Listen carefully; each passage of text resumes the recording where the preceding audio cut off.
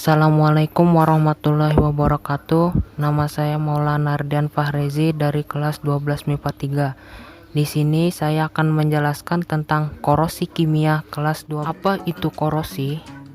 Korosi adalah peristiwa perusakan logam oleh karena terjadinya reaksi kimia antara logam dengan zat-zat di lingkungannya membentuk senyawa yang tak dikehendaki.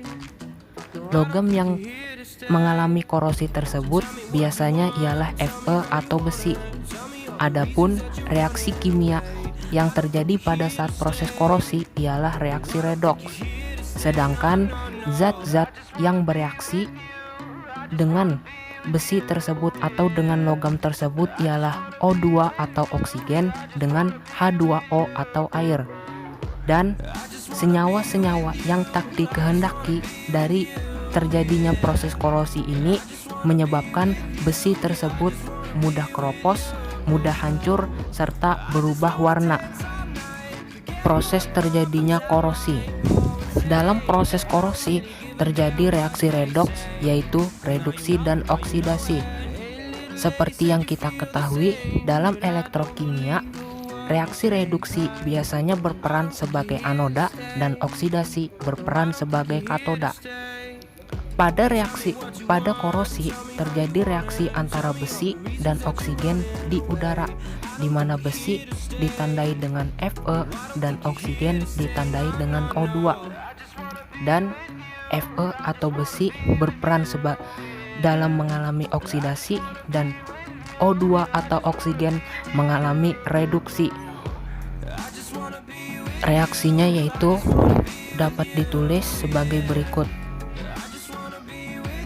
Fe yang berperan sebagai anoda bereaksi menghasilkan Fe2+ ditambah 2 elektron dengan nilai E0 sama dengan plus 0,44 volt. Dan O2 sebagai katoda bereaksi yaitu O2 ditambah 2H2O ditambah 4 elektron menghasilkan 4 OH- dengan nilai E0 sama dengan plus 0,40 volt. Karena kedua reaksi tersebut memiliki nilai elektron yang berbeda, maka terlebih dahulu nilai elektronnya disamakan, yaitu bagian atas dikali 2 dan bagian bawah dikali 1. Maka hasil dari perkalian tersebut ialah 2Fe menghasilkan 2Fe2+ ditambah 4 elektron dengan nilai E0 nya tetap karena nilai E0 tidak perlu dikali, dan katode karena dikali 1 maka reaksinya tetap yaitu O2 ditambah 2H2O ditambah 4 elektron menghasilkan 4 OH- dengan nilai E0 sama dengan plus 0,40 volt.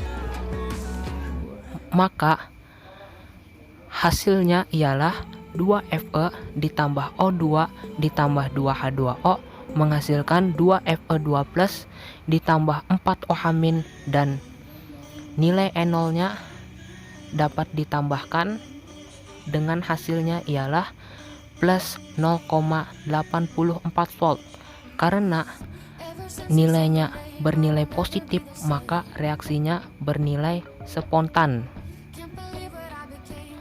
Selanjutnya Fe2+ kemudian bereaksi lagi menjadi Fe3+ ditambah elektron dan Fe3+ kemudian bereaksi kembali menjadi Fe3+ ditambah O2 ditambah X H2O menghasilkan Fe2O3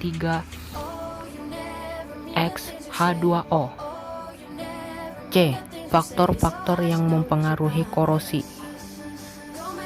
Yang pertama, konsentrasi H2O dan O2 atau oksigen.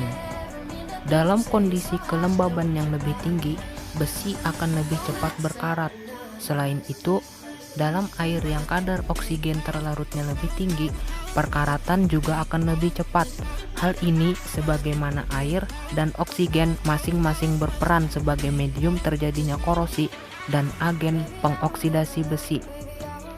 Yang kedua, pH. Pada suasana yang lebih asam, pH yaitu pH-nya kurang dari 7, reaksi korosi besi akan semakin cepat. Sebagaimana reaksi reduksi oksigen, dalam suasana asam lebih spontan yang ditandai dengan potensial reduksinya lebih besar dibanding dengan suasana netral ataupun basa. Yang ketiga, keberadaan elektrolit. Keberadaan elektrolit seperti garam NaCl pada medium korosi akan mempercepat terjadinya korosi, sebagaimana ion-ion elektrolit yang membantu menghantarkan elektron bebas yang terlepas dari reaksi oksidasi di daerah anode kepada reaksi reduksi pada daerah katode. Yang keempat, suhu. Semakin tinggi suhu, semakin cepat korosi terjadi. Hal ini sebagaimana laju reaksi kimia yang meningkat seiring bertambahnya suhu.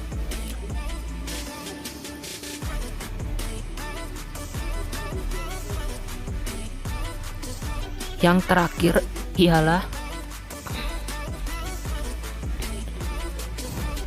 terakhir ialah proses galvanic coupling. Pada proses ini, bila besi terhubung atau menempel pada logam lain yang kurang reaktif, maka akan timbul beda potensial yang menyebabkan terjadinya aliran elektron dari besi ke logam yang kurang reaktif. Hal ini menyebabkan besi akan lebih cepat mengalami korosi dibandingkan tanpa keberadaan logam yang kurang reaktif. Efek ini disebut juga dengan efek galvanic coupling. Dan terakhir ialah cara mencegah terjadinya korosi. Cara mencegah terjadinya korosi dapat dilakukan dengan beberapa cara. Yang pertama, mengecat. Proses pengecatan ini biasanya dapat dilakukan pada jembatan atau pada pagar yang terbuat dari besi. Hal ini bertujuan untuk menghindari adanya kontak langsung antara pagar besi atau jembatan besi dengan air atau H2O dan oksigen atau O2. Yang kedua, melumuri dengan oli atau gemuk. Proses ini biasanya dilakukan pada mesin-mesin kendaraan ataupun pada rantai kendaraan. Hal ini bertujuan untuk mengurangi resiko terjadinya korosi pada mesin atau rantai tersebut sehingga tidak mudah cepat rusak. Yang ketiga, dibalut dengan plastik. Proses pencegahan ini biasanya dapat kita temukan pada rak piring.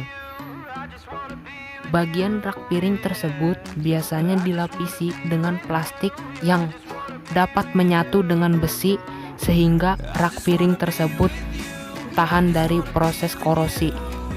Yang keempat, tin plating atau pelapisan dengan timah. Timah merupakan salah satu zat yang tidak mudah mengalami korosi. Oleh karena itu, timah dapat digunakan sebagai pelindung pada besi sebagai pelindung pada logam agar tidak mudah mengalami korosi. Akan tetapi, jika timah tersebut mengalami kecacatan, maka timah tersebut akan mempercepat korosi pada logam tersebut. Tin plating ini biasa dapat kita temui pada kaleng makanan atau minuman. Yang kelima, galvanisasi atau pelapisan dengan zinc. Proses galvanisasi ini memiliki cara atau metode yang hampir sama dengan pelapisan dengan timah. Bedanya, zinc memiliki sifat yang lebih kuat daripada timah. Karena apabila zinc tersebut mengalami kecacatan, maka ia tetap dapat mempertahankan sifatnya, yaitu melindungi logam tersebut dari korosi. Yang keenam, chromium plating atau pelapisan dengan kromium. Yang ketujuh, sacrificial protection atau pengorbanan anoda. Sekian penjelasan saya tentang korosi kimia ini. Jika penjelasannya kurang dipahami atau kurang dimengerti, saya memohon maaf. Saya akhiri. Wassalamualaikum warahmatullahi wabarakatuh.